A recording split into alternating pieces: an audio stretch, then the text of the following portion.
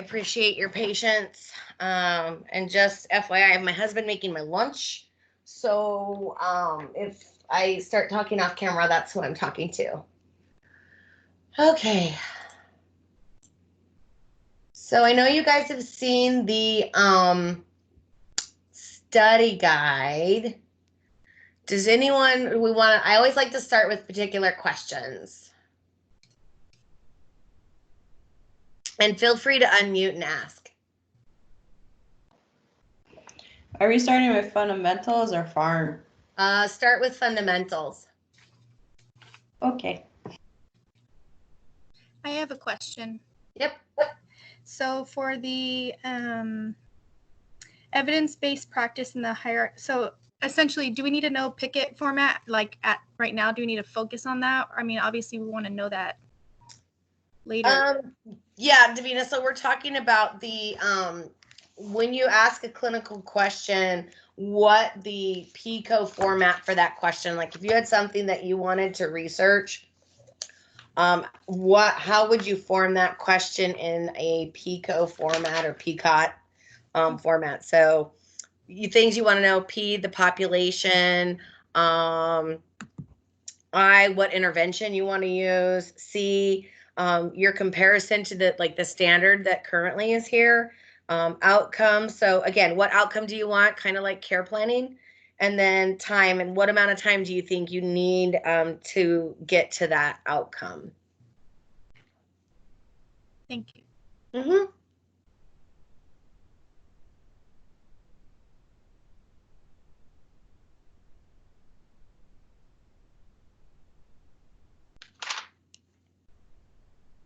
Anyone else have a question?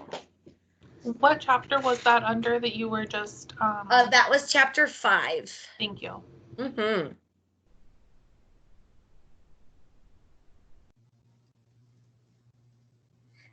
I have questions, but they're like, this is Adriana further down in the That's study okay. guide. So We can hit whatever questions you guys have, and then we'll go back through the rest of the chapters and hit whatever you didn't have questions on.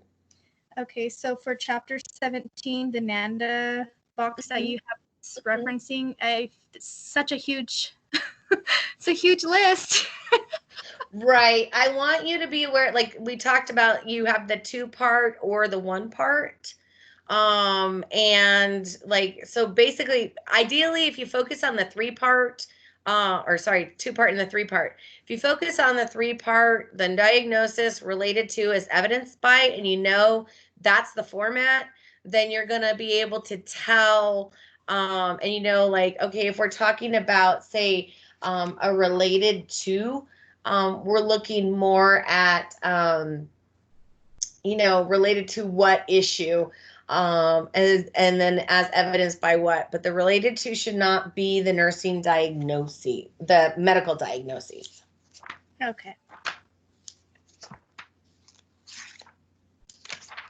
I don't expect you guys to memorize all 200 plus NANDA diagnoses, but I do want you kind of have an idea, and then the different types. So you might have your you have your risk diagnosis where they're at risk for something, or health promotion where you're trying to help them reach a higher level of health.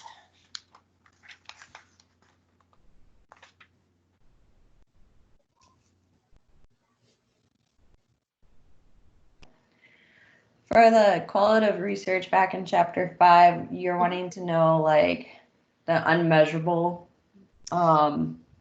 researching, like how to, like the patient's feelings and pain, and well, no, pain's measurable. Actually kind of right on pain though, Natalie, because it is kind of subjective. I mean, we have a measure we use, but it's not something that you can observe objectively.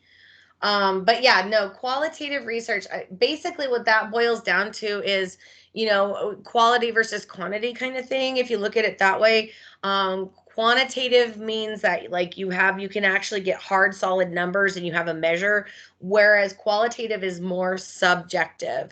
So that's kind of what I want you to know about qualitative research. There is a specific thing. If you were looking for something that was qualitative research, what kind of things would you be looking for? What kind of things would you see in something that is a qualitative research study as opposed to, say, a quantitative one?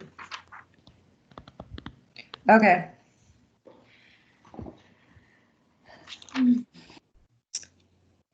And that's where you're referring to the hierarchy of evidence, correct? No, that's the hierarchy. Well, I mean, it actually can be related to, Okay. in that the hierarchy, the highest level of on the hierarchy is more quantitative research, and the qualitative is the lower end.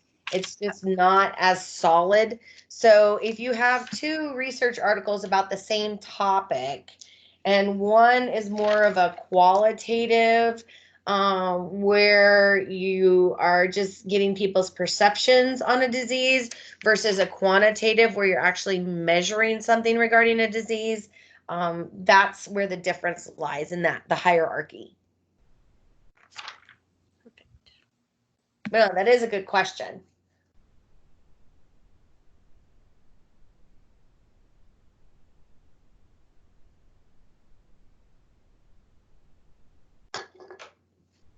Anyone else have another question?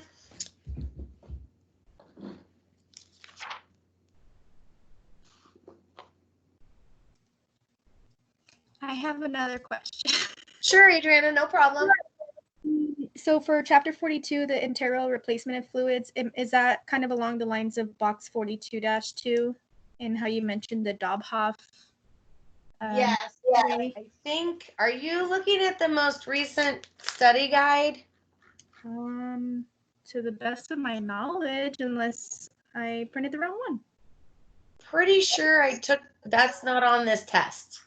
Okay. It's not on my study guide, sorry. Then I probably have the old one. Sorry, guys. Either you have the old one, or you printed. I haven't posted the next quiz guide yet. So yeah, that's okay. Not a problem.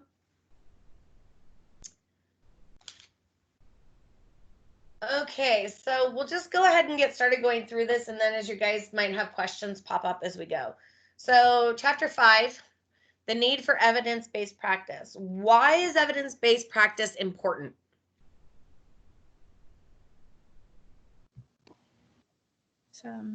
Safety, patient outcomes, quality, Okay. satisfaction.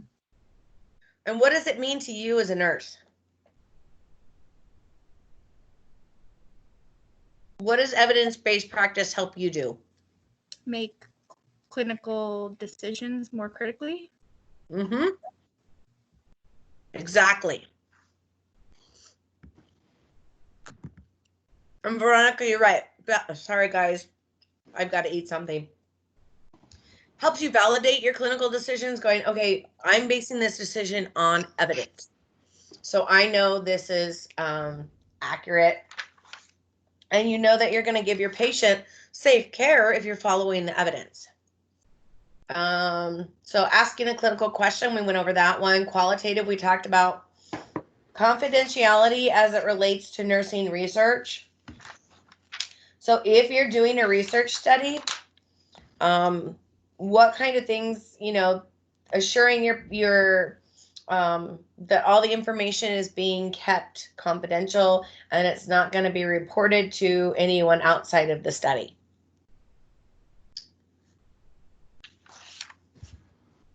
So then we go to chapter 15.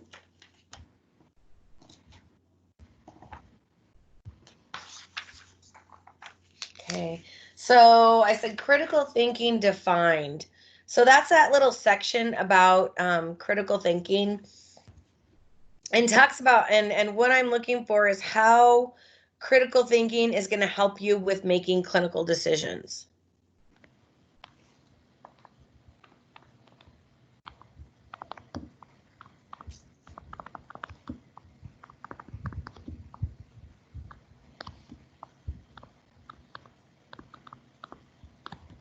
So how is what about critical thinking is going to help you make clinical decisions?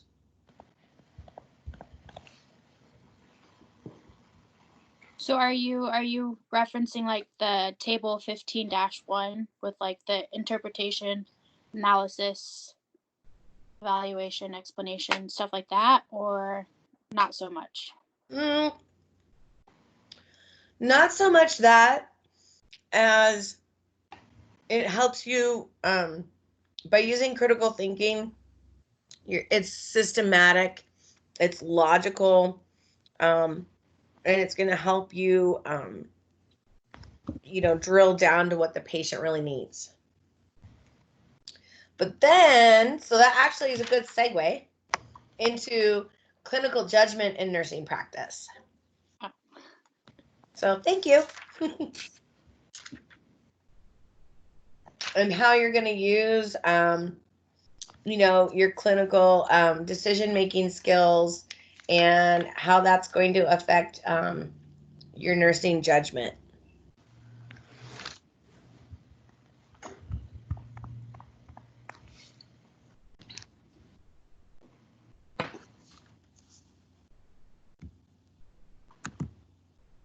That would be one way, Mercedes, where you're looking at, you're using that clinical judgment going, okay, I know this, that, and this.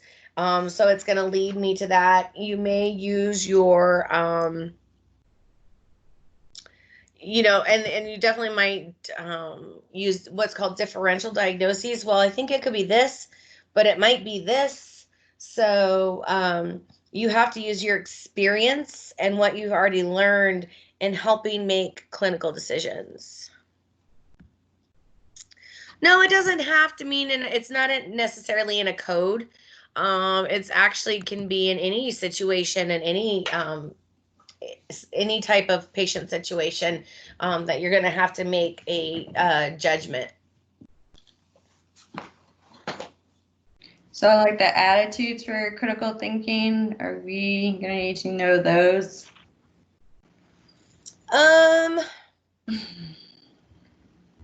No, not really the attitudes.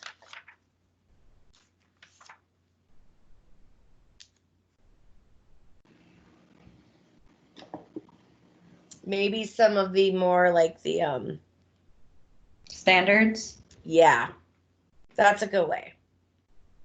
I don't want to give you guys too many answers.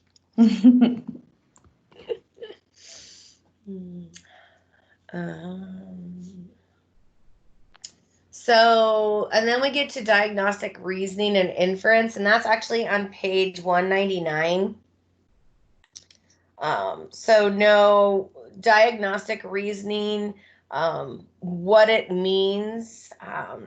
So gathering information about your patient and analyzing to determine the problem. So Mercy, kind of what you're talking about, because Courtney, I wouldn't be teaching you right if I did. And then further down, you talk about part of diagnostic reasoning is using inference. So drawing conclusions based on evidence and previous experience. Well, I've had patients do that. So this patient may do that. So I need to prevent that. So I'm going to do this.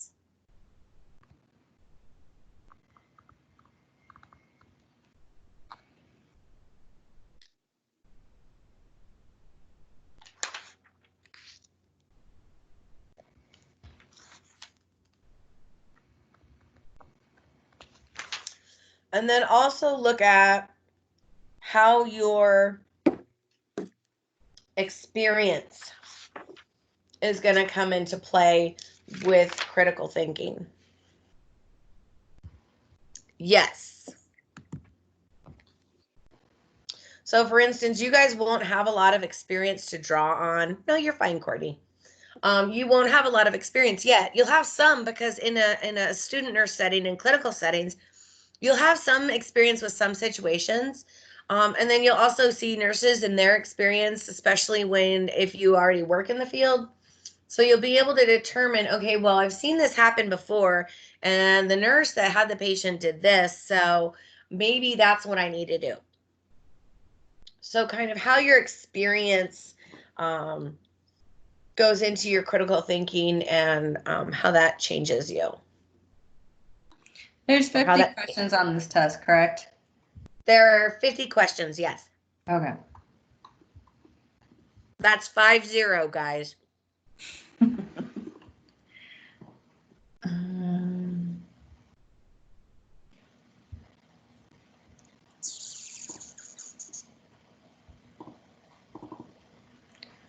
Any other questions on chapter 15? It's probably, sorry, one of the most difficult chapters, guys, because critical thinking is so, it's hard to teach. You either have it or you don't, and it's hard to keep teaching it when you're not actually doing it.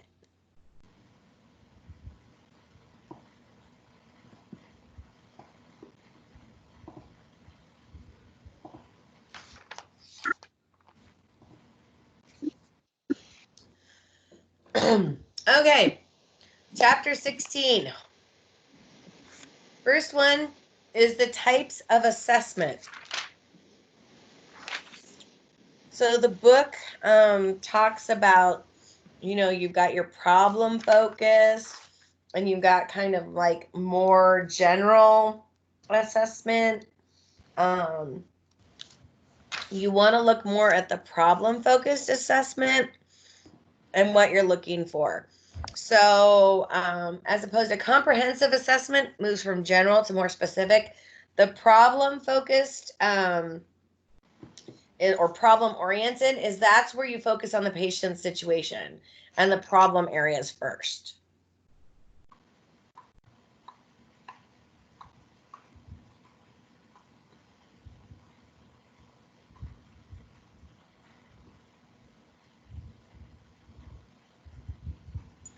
And so you might look at an example of a problem-focused assessment is on page 213. Table 16-1.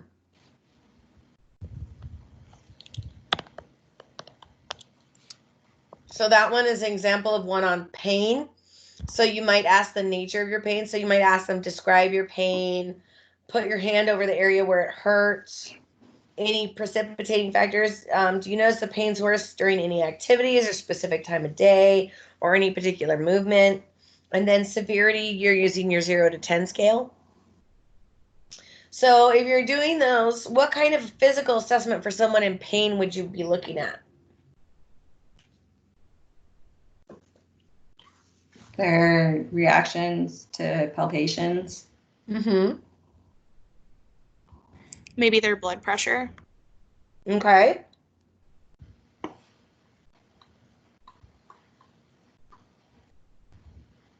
Pulse, just all They're those different nonverbal. vibes. Sorry. You're okay. Sorry, Shelby. So like nonverbal cues and like the way they move, and Yes. positioning and swallowing. Mm-hmm. How about where they point to their pain? That's an assessment. And then you're going to look at, so they point to a specific area. That's when you might want to, oh, I actually want to look and feel that area, see if I can feel anything unusual. So, problem focused, you guys are kind of looking, so it's kind of interesting. You're like, oh, vital signs, which yes, vital signs can be affected by pain. Sometimes they aren't, so don't depend on that. My husband's a great example of that. So you're thinking more comprehensive. We're talking more problem focused. I'm having pain. What do you need to know and what are you going to look for? If I say I'm having pain in my abdomen, what are you going to ask me? Like open-ended questions or Mm-hmm. How long? Okay, so Veronica, you asked how long? Very good. Going on. How long has it been going on? What kind of pain? Different kinds of pain. Is it dull? Is it sharp? Mm-hmm. Is it burning? Does it happen when you go to the bathroom only? I don't know if I'm right. Courtney, those are all great questions. Okay. Those are that's on the right track for sure. When was your last bowel movement? Mm-hmm. Maybe I'm constipated. Would you ask them to rate the pain? Absolutely. There's one that I haven't heard yet. I have, oh, my abdomen hurt, my stomach hurts. How are you going to focus your assessment? Like what quadrant? Ask them exactly where. Yes, ask them exactly where. And then I'm like, oh, it's down here in the lower left area. So then you're going to do your physical assessment. Are you going to, and you may look at my vital signs, but so now we're doing the problem focus, the physical assessment. What are you going to do? Palpate or inspect. Inspect, palpate, all that stuff. Listen, Mm-hmm. it's in the abdomen. Mm-hmm. Yep. So inspect the area, auscultate, palpate, and then you may do percussion. One thing to keep in mind, like with this one, in this particular instance with pain, just because I feel the pain in the left lower quadrant doesn't mean that's where the actual issue is. So you might want to make sure you do both, at least left upper and maybe right lower, just to kind of feel. Honestly, if I'm having pain in the left lower quadrant, I might be having diverticulitis. So just throwing that out there. Totally not, really, it's not on the test. Just a little interesting. All right, are you talking about referred pain? Yes, referred pain, exactly. Happens commonly with actually if you're someone who has appendicitis. So if you they may have referred pain over to the left. So if you put pressure on the right lower quadrant, the pain will actually move to the left side, and then if you let up, the pain returns. Health history. So that's on page 219, guys. So basically, patient's experience and current health habits. It's actually literally on page 219. The section says health history.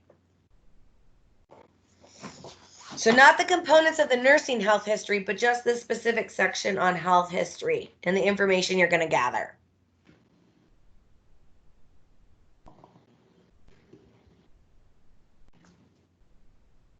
Oh, gee, chapter 16, it's all about assessment.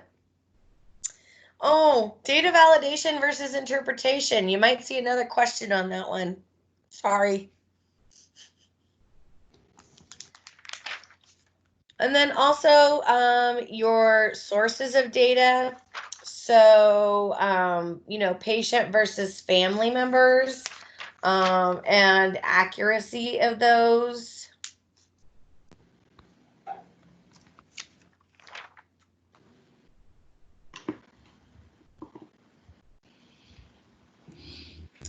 And that's actually going to be on page 214, where we're talking about the sources of data. And you're specifically looking at the family and significant others.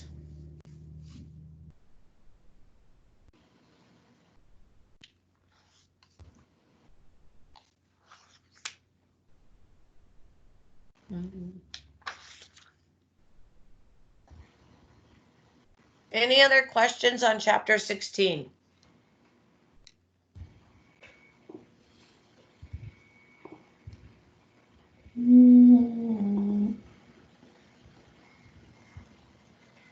None from me. Okay. So we're going to move on to chapter 17 then. Types of nursing diagnoses. That, again, we talked a little bit about is on page 227. So there's 3 types: your problem focused, your risk, and health promotion. Be able to identify what you're going to see in each type. So a risk. Type of diagnoses, you said? Mm-hmm. Okay. Types of nursing diagnoses. So again, page 227. And your 3 types are problem focused, risk, and health promotion. So health promotion might be like a knowledge deficit one, because you're going to give them knowledge, or readiness for learning would also be health promotion.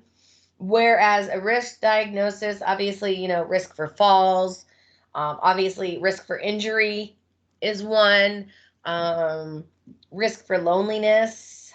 Those are anything that begins with a risk is obviously a risk one. And so everything else like acute pain is a problem focused.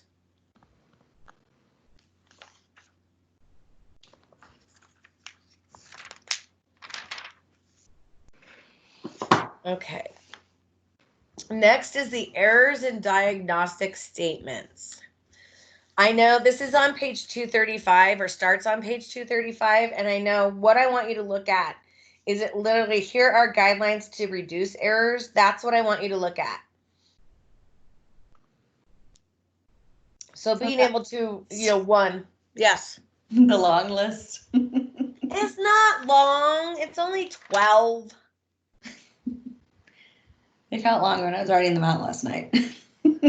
I bet if you're writing them verbatim.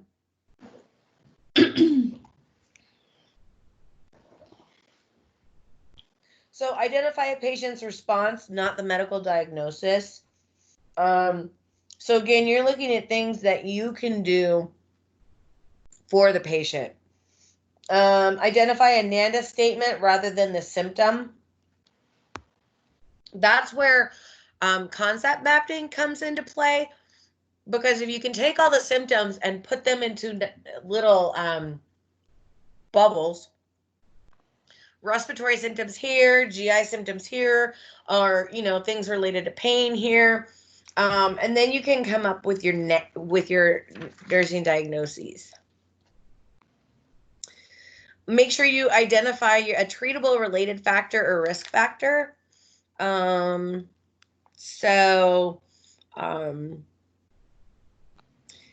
Because that will allow you to select a nursing intervention that helps correct that.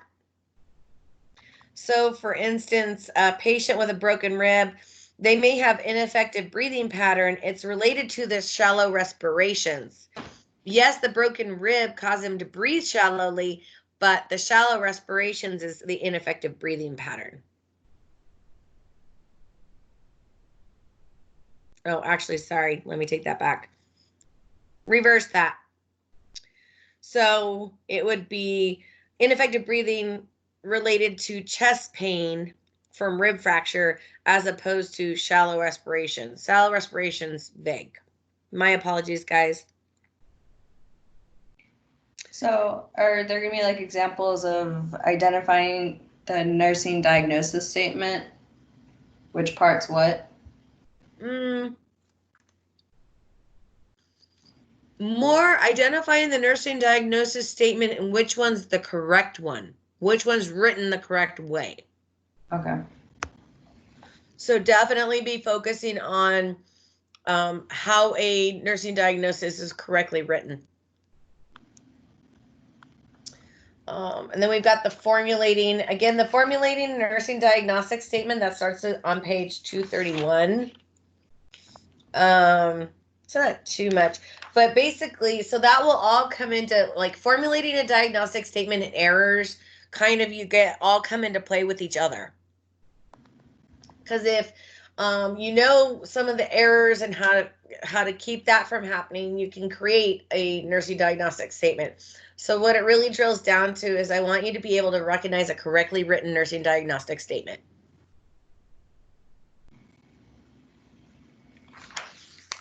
I know, aren't I so sweet? Okay, and then table 17-3. This one talks about developing a two-part nursing diagnosis label. So that you kind of help you to define exactly how you get to that related to factor and what your assessment will look like. Again, this is all about how you make a nursing diagnosis and how you make the statement and how you write it correctly. That's the PSES format, correct? To write it correctly? Yes, PES. PES. Mm-hmm.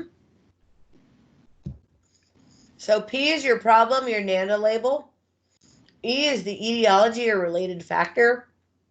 And then S is symptom or defining characteristics.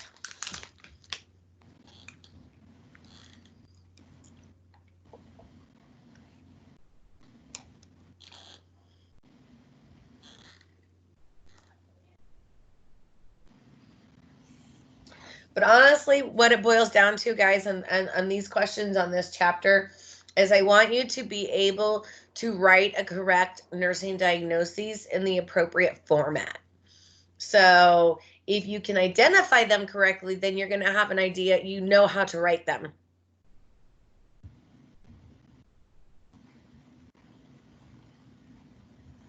You mean F? Oh, you mean the PES?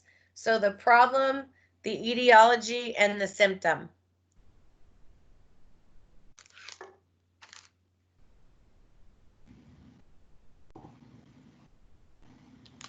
I bet it was the S, Hayes.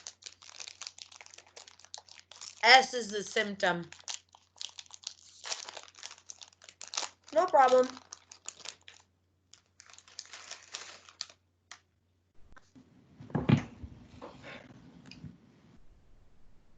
All right. Any other questions on chapter 17?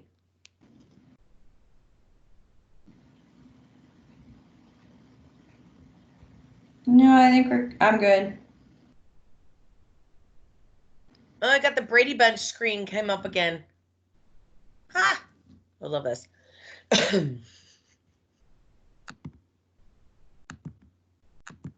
Okay.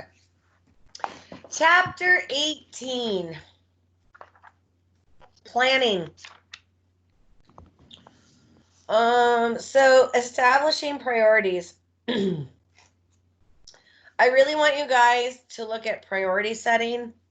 I want you to be able to, this is, I have to say, this is probably one of the most important things that will help you throughout the rest of this class, is the ability to prioritize.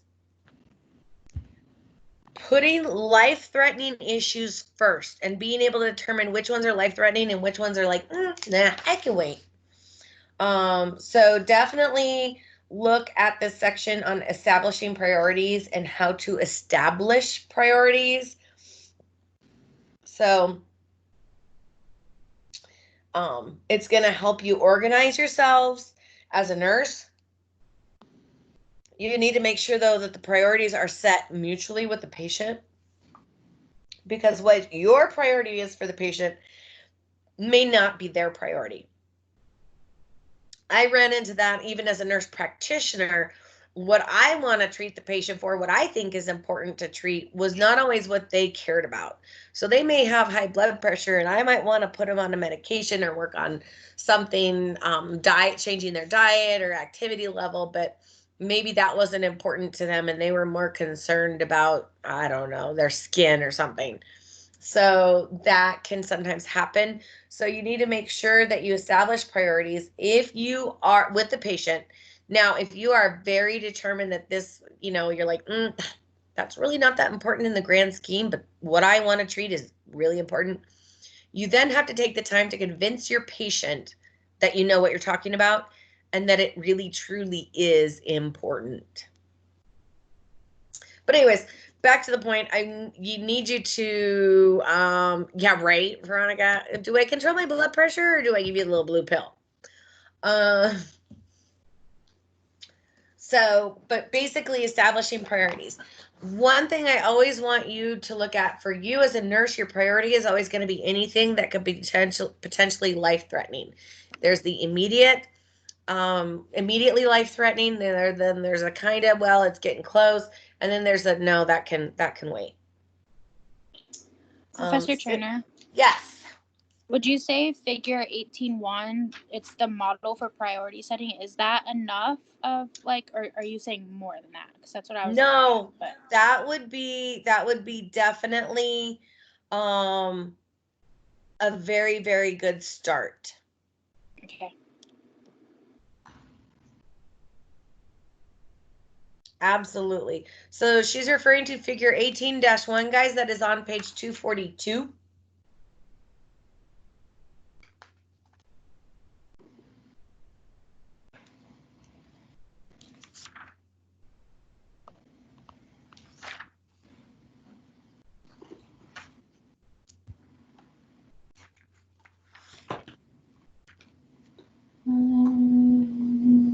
Okay, so then we're talking about next thing is systems for planning nursing care. So that starts on page 248. And we're talking about the nursing care plan and interdisciplinary care plans, and revising a care plan, and what the purpose of the care plan is, centralizing all of the patient's diagnoses, problems, and treatments, whether it's nursing or not. Care plan reduces risk for incomplete, incorrect, or inaccurate care. That it's constantly changing. Short and long-term goals.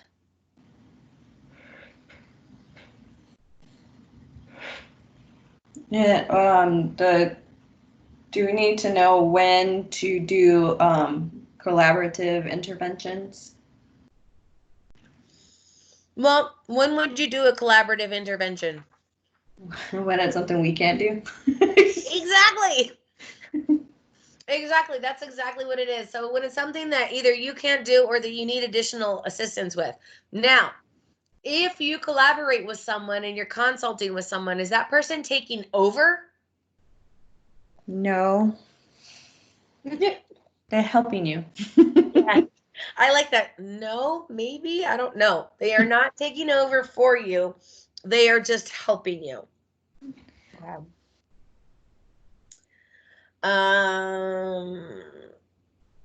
Okay, and then box 18-1, choosing nursing interventions. So I want you guys to look at things like feasibility. Is it even possible? Acceptability to the patient. Does the patient even, are they in there? And the capability of the nurse. Are you able to do it? Are you confident? If you're not, how do you get there? Do you have someone help you? Do you have the right knowledge? Are you able to complete the task?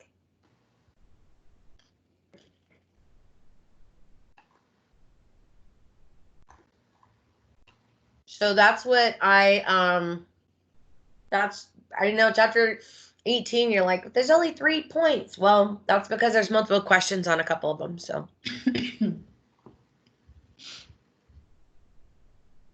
any other questions about chapter 18?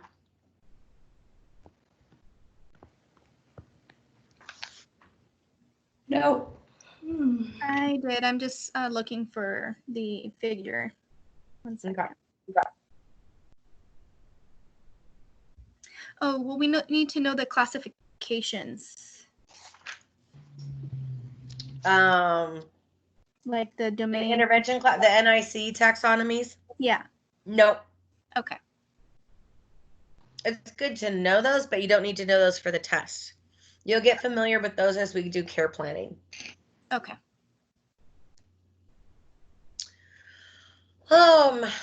Chapter 19, clinical practice guidelines and protocols. That is on page 268.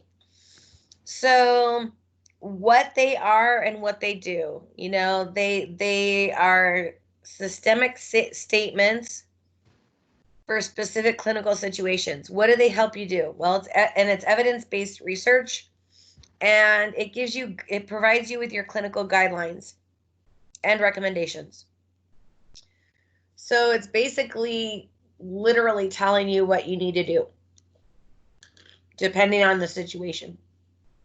What's that for? The nursing? The clinical practice guidelines and protocols. Mm-hmm.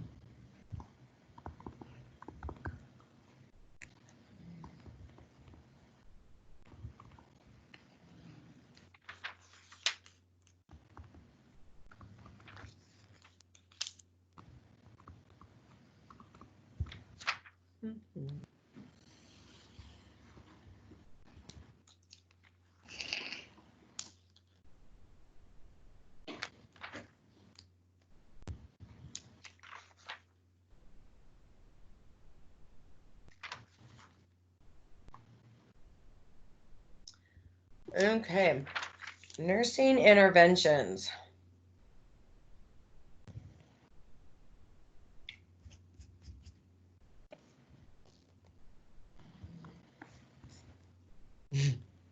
So you asked about the nursing interventions classification. Kind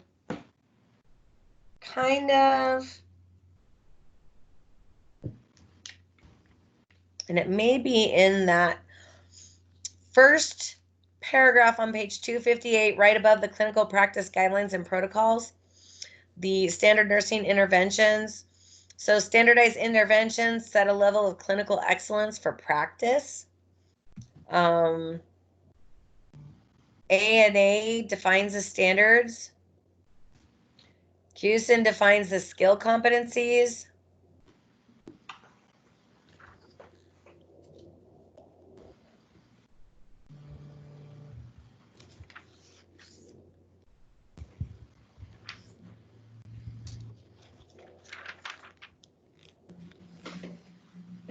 Was that box 19-2?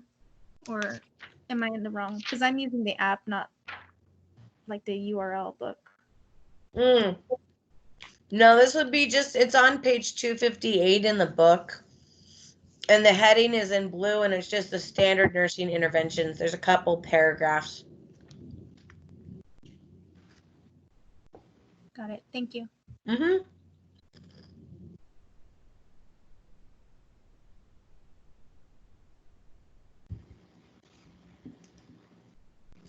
All right.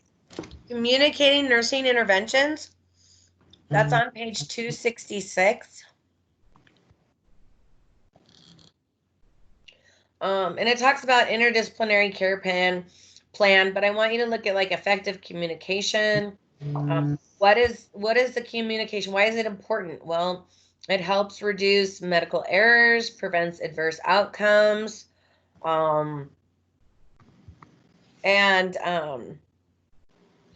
you know, how you're going to record your nursing care plan. You know, it gives you a brief description of pertinent findings, specific interventions, and the patient's response.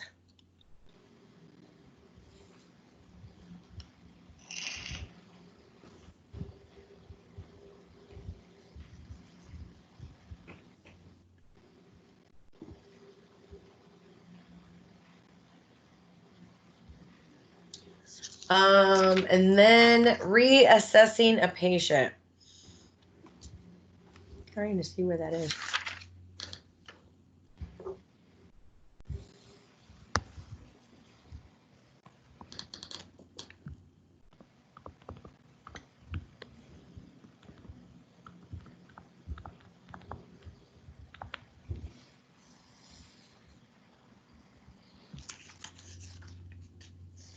I think that's regarding patient goal. Oh, there it is. Found it.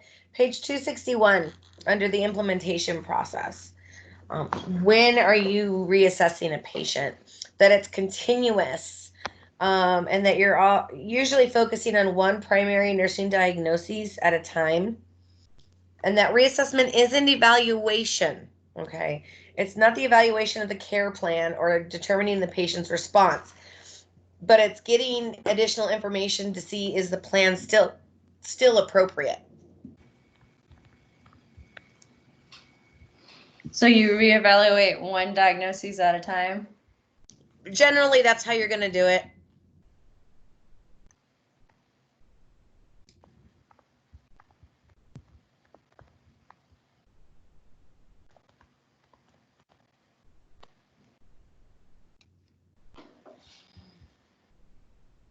Okay. Chapter 20.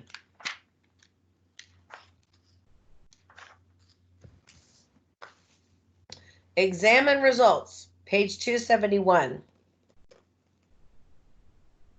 So to be able to effectively examine results, you have to be open-minded, have good observation skills, and be neutral, not using your own judgment.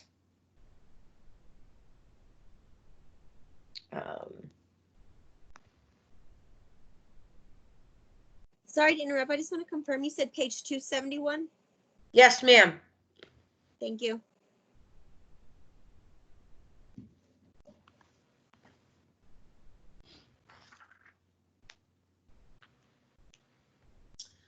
And then comparing achieved effects with goals and outcomes is on page 273.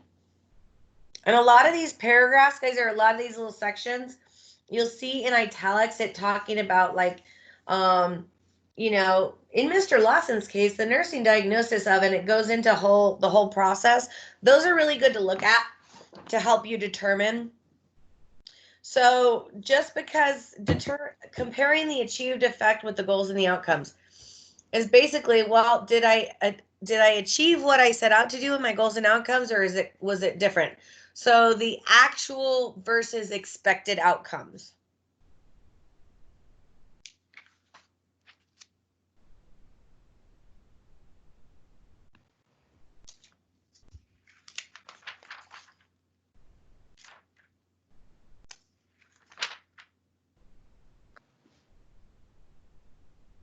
I went back and forth a lot. Excuse me. Evaluative measures is on page 271.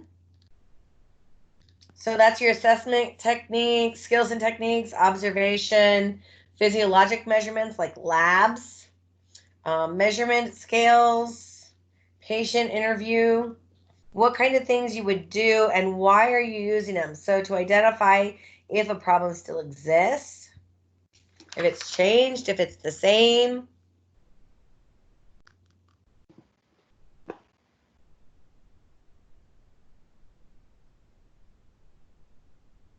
And that's when we decide to either discontinue the plan of care.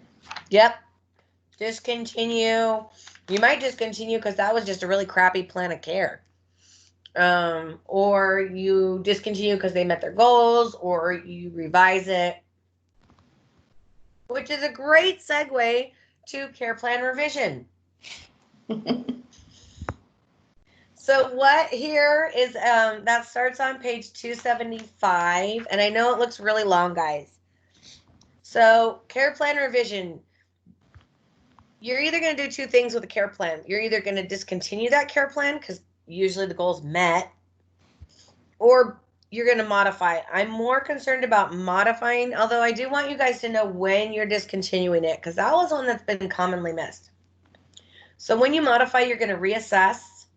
You're going to redefine your diagnoses. You're going to reset goals and expected outcomes. Maybe you didn't make the goal SMART, or the previous nurse didn't make a SMART goal. So you need to make it more understandable. You may change your interventions or adapt them because the patient's status changed.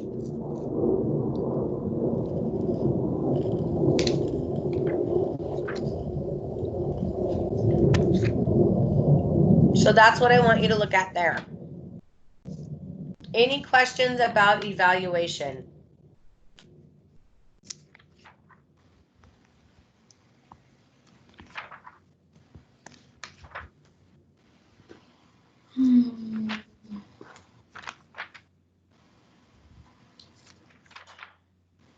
No. All right, next, chapter 24, professional nursing relationships.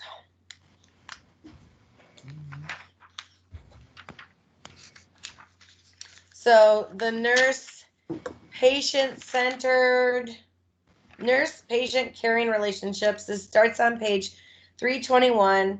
Just a general idea what that is.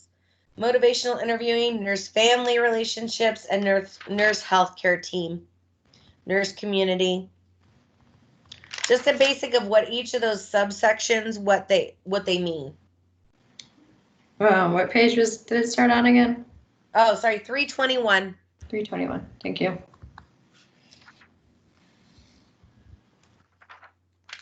You might want to focus on motivational interviewing a little bit. Forms of communication, verbal, nonverbal.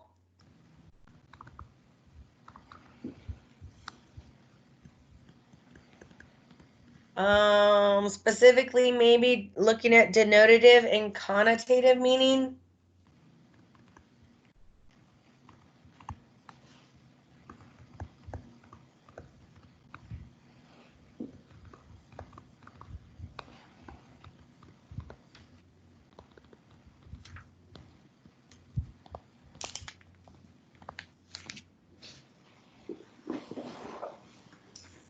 Therapeutic communication techniques on the different types. Active listening. Remember, there's that acronym SOLAR.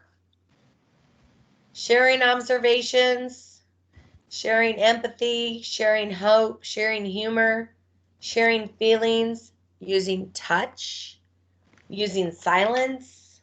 Oh, I know there's a lot. Providing information, clarifying. Note the difference between clarifying and paraphrasing.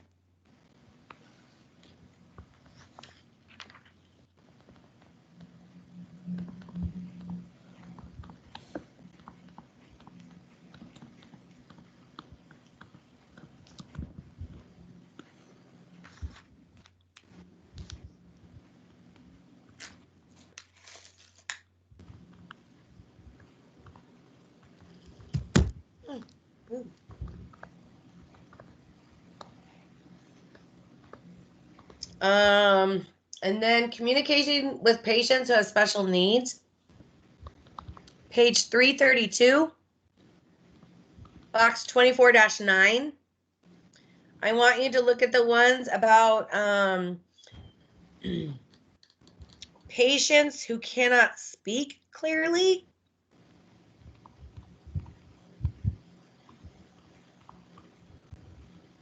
Is this regarding the example of like when you gave the example about yes meant no, no meant yes? Kind of. But this actually gives you more like things that you would do. So a patient who can't actually speak clearly, you might use communication aids like a letter board or a piece of paper and a pencil on a clipboard. Yes, Mercedes, box 24-9. And then also people who are hearing impaired. Things like not shouting at them because they can hear. Well, they can't hear, but shouting doesn't help. You need to speak in a normal tone.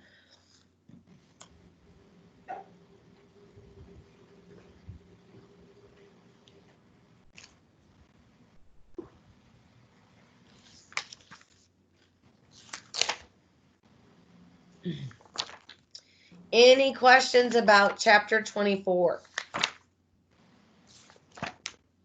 For forms of communication, is it good to know the AIDIT template? No, you don't need to know that.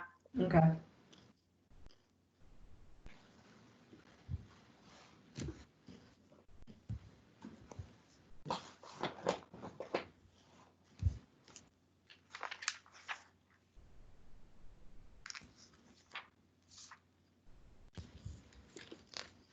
Mm-hmm.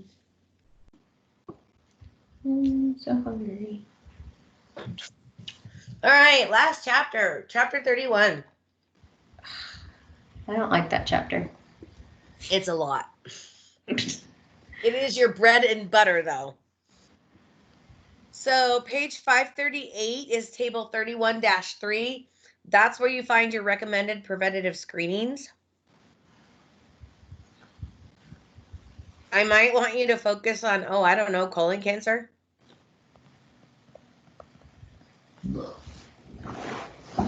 I'm sorry, what table was that again?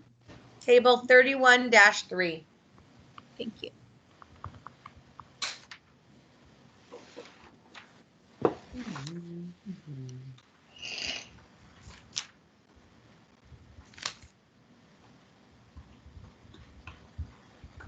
They do, Veronica. Aren't they awesome? I love my Cologuard wrap. I miss that.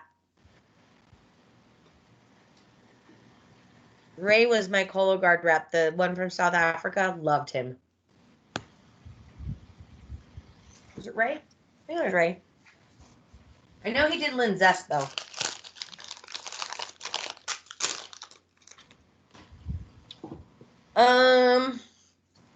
Okay, eye assessment.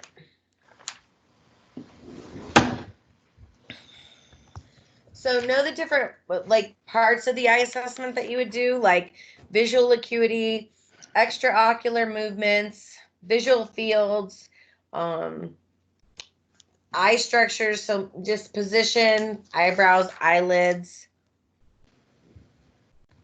Don't worry about the internal eye structures because you're not going to see that.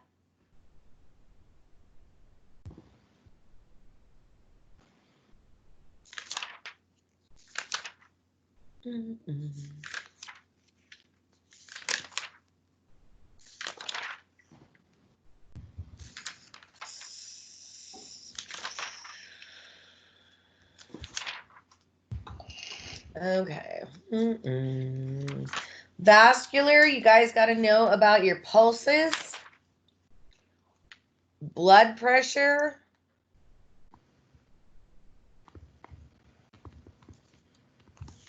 by blood pressure, knowing the sounds. Now we're talking about the Karateka sounds.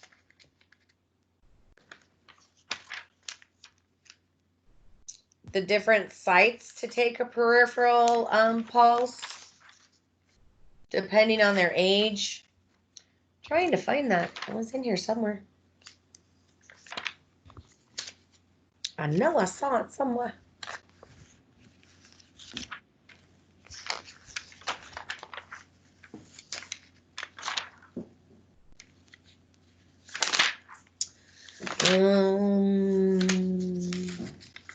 No boobs.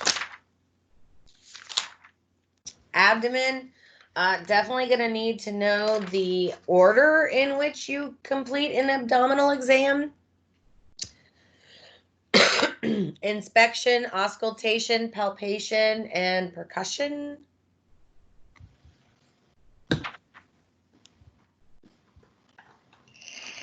What you're looking at when you're looking at the, when you're inspecting.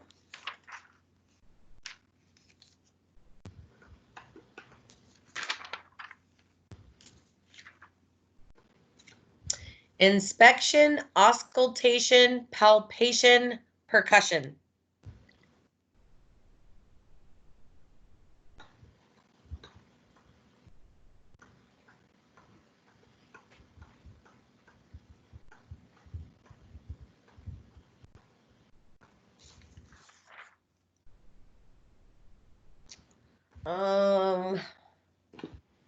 Male genitalia, I'm actually specifically looking at the penis itself. There might be something about smegma.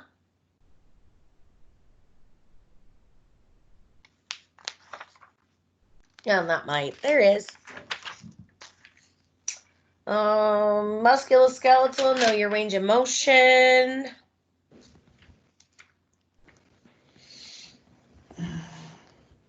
I know. I heard that. Deep sigh. Table 31-32 on page 597. Your range of motion positions.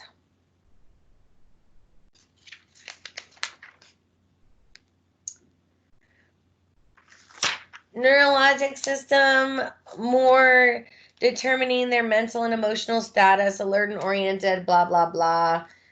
Maybe some mental function like memory.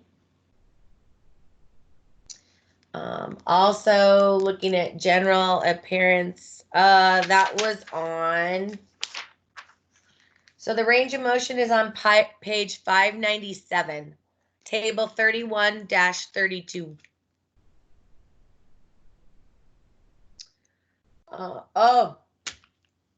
Neurologic assessment. Page 601, table 31-36. Glasgow Coma Scale. Definitely need to know that one. And then on that same page in 601, you want to look at the section on behavior and appearance. So their hygiene, their grooming, choice of dress, and those kinds of things.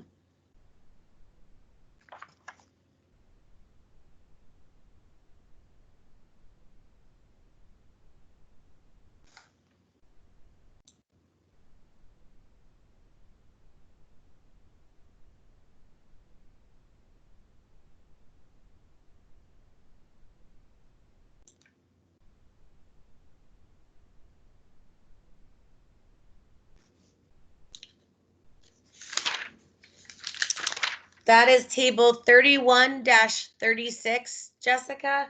It's page 601, and it's the Glasgow Coma Scale, or the GCS.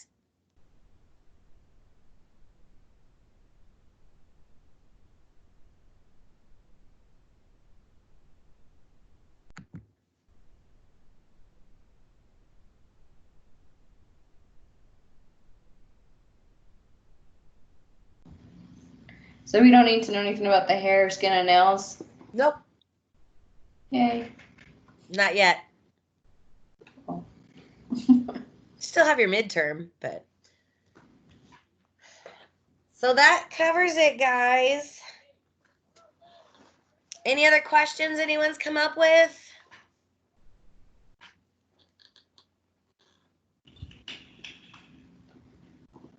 Nothing on the head and neck with Nope. like the lymphocytes? Nope.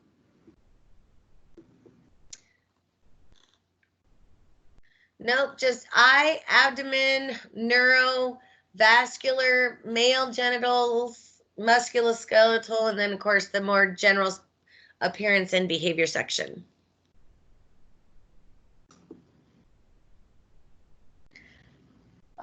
You said the peripheral pulses. So with that, and well, I guess it's not peripheral. The apical pulse. You may need to know that. I said mainly the peripheral pulses. I want you to know where all the areas that you're able to find a pulse. Radial, ulnar, carotid, like 9 of apical. All 9? Yeah. Okay.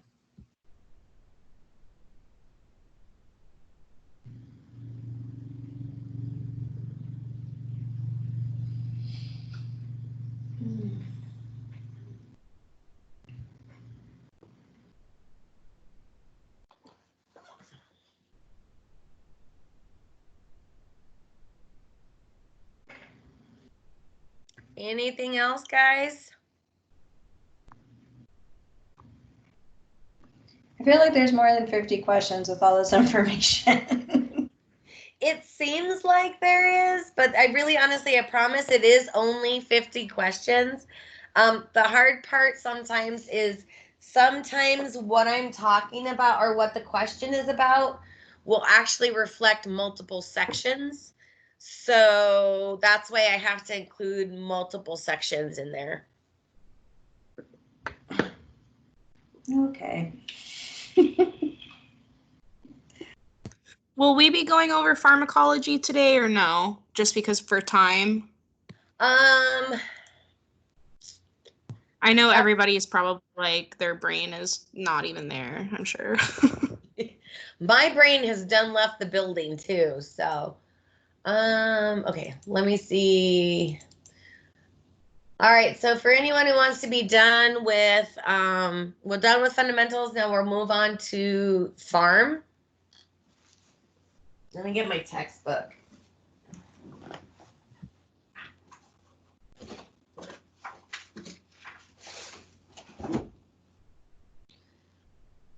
And as some of you, I forgot to remind everyone, your paper's due Sunday by midnight. So if someone can pass that on in your little group chat.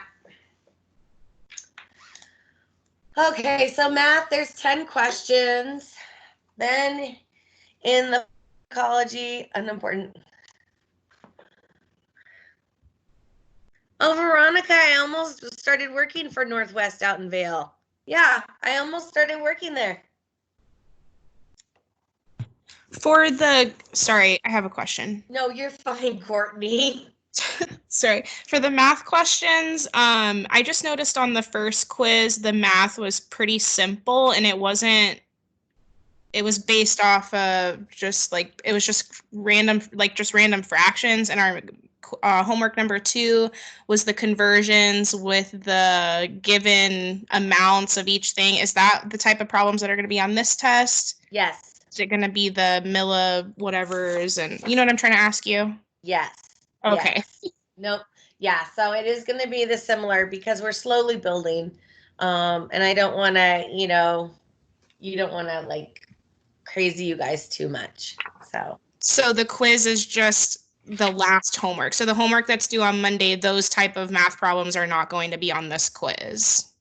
I do not believe so. No, Courtney. Okay, thank you. Mm-hmm. So just to So, make sure I'm sorry, following- you also Oh. gave us the conversions. Will you Yes. be doing that, or will we need to know? You need to memorize them. Okay, thank you. Mm-hmm. So for farm, are we doing the study guide for quiz 2 then? Yes. Yeah. Okay, just want to make sure because I was doing the quiz 2 for fund and then had to. Yeah. Quiz 2 for fundamentals comes after test 1. Got it. Thank you. You're welcome. All right, so we've got the 10 math questions, which are going to be like the homework, and that's why I try to get your homework back as quickly as possible. And I really actually will try to get, I know I haven't released your homework for this last one because I haven't finished grading everybody's yet. So yeah, Veronica, homework 2 stuff. So that is my priority for tomorrow, is to get that all graded for you, so that you can have that over the weekend at least to help you work on your math. So pharmacology, so we're going to start with chapter 1. There are 4 questions on chapter 1. See, now look at how helpful pharm and fundamentals are together. Know the correct formatting when documenting a nursing diagnosis. And this one, we're specifically talking about the 3-part, which is why I told you the 3-part in the other one. So make sure you know the correct format and in the order that they should be in. So that should help. You're studying the same thing, 2 different classes, 1 topic. Sorry guys, I get excited about that. Know well, it said 9 rights. Sorry, I didn't correct. I have a lot of stuff that I was doing. I didn't get a chance to do some of the little stuff. So know the 10 rights of medication administration. Phases and examples of the nursing process. You guys all learned about ADPI, so I hope you know all the phases.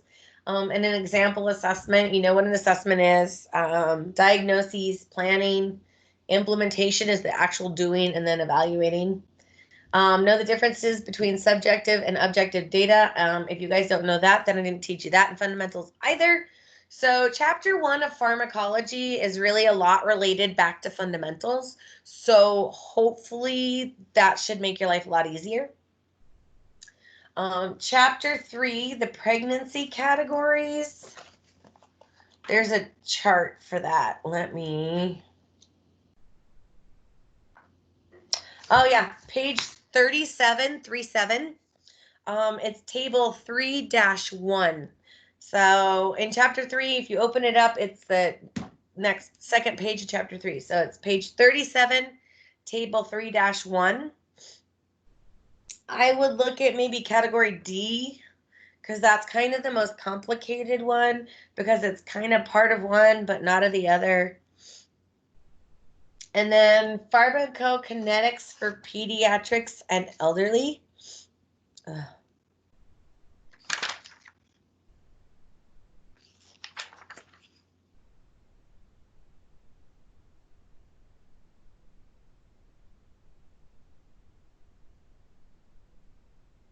So, oh, there we are. So page 38, the physiology and pharmacokinetics under considerations for neonates and peds.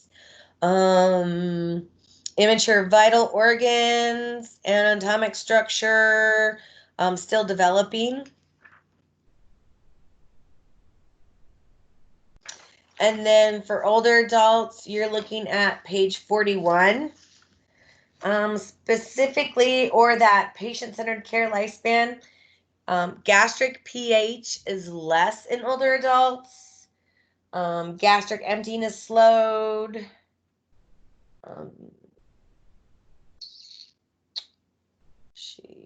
Kidney function is decreased by decreased blood flow, so filtration rate is decreased. Okay.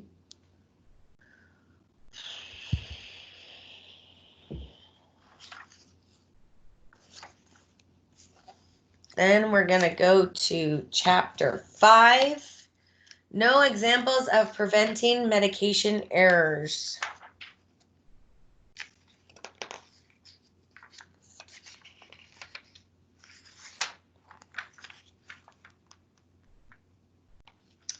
So you'd find that on page 67 is where you get into the preventing medication errors.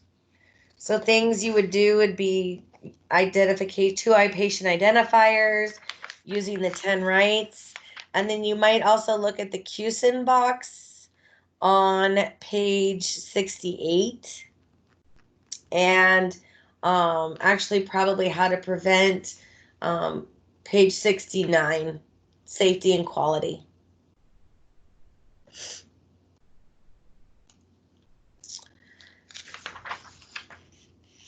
And then on page 70, you have medication reconciliation. And there are steps there.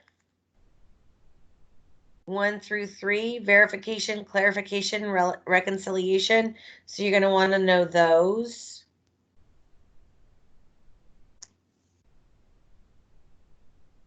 Page 70, you said? Yes, Okay. 70.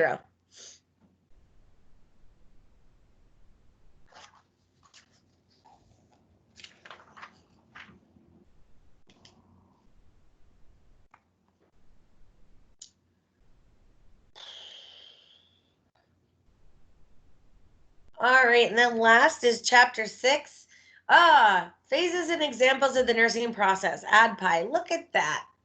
3 birds, 1 stone this time. So we've got it in fundamentals and then twice in farms. So you guys should be good on nursing process. If you don't have nursing process, I will have to slap you when we get back to the classroom. Know each domain of learning and examples. So the cognitive, psychomotor, and affective. That starts on page 75-ish. So cognitive is the level at which basic knowledge is learned and stored. So it's very basic. Affective is most intangible, expresses feelings, needs, and beliefs. Patient explains she only took 1 dose of pain medication because a family member said it was addicting, and so she was in significant pain.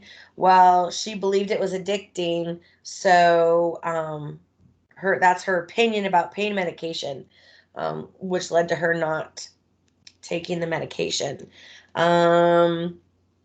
Cognitive, if a patient had, for example, you would ask the patient if he or she has ever taken pain meds, and if so, how was the experience? And then psychomotor is the doing, so it's the physical act of doing things, like being able to demonstrate how to inject insulin. That's the psychomotor, or the doing.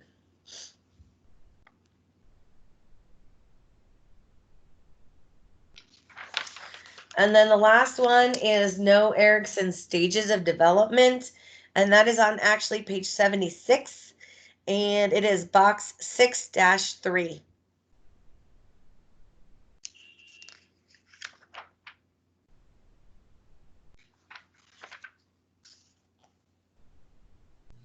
Will we need to maybe be able to like give an example, or just kind of know the names of the? I mean, I guess that's kind of a dumb question. Sorry. No, you're all right. It's a good question, but yeah, no, it's know the stage and what ages each stage is, and kind of like what it means, like trust versus mistrust, trusting others, not trusting, intimacy versus in isolation in young adults, developing relationships versus kind of being a loner, those kinds of things. Okay, thank you. Mm-hmm.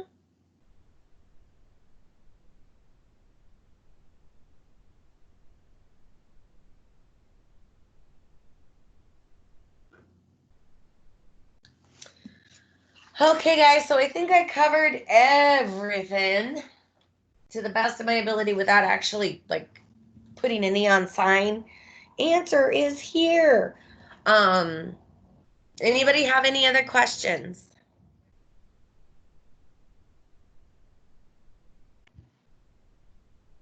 No, I think I'm good.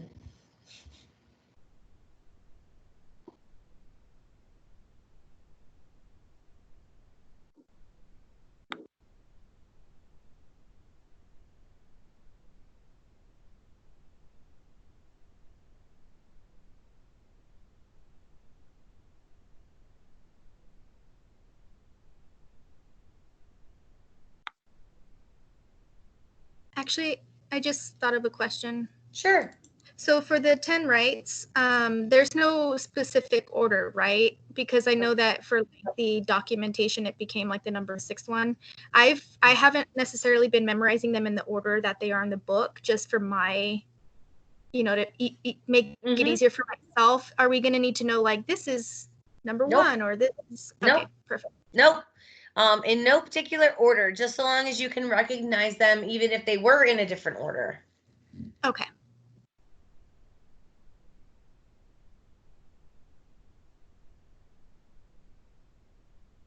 Hi, Professor Trainer. Yes. I have a quick question, but it's about our paper. Yes. So it's either, so we describe just one stage of either the Eric or the Maslows, not both, right? Yes. Okay, so just one. Yep. Perfect, thank you. Mm-hmm.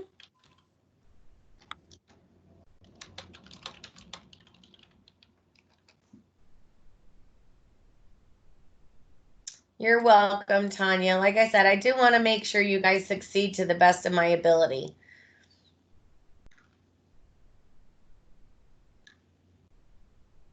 All right, guys. So if that's everything, you're, good to go. I'm going to download this and make sure I get it up so your classmates can have this. Other than that, I will see you guys on Monday.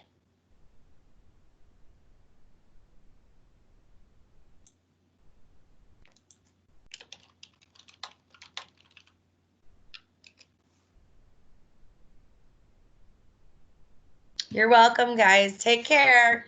Have a good weekend as much as you can.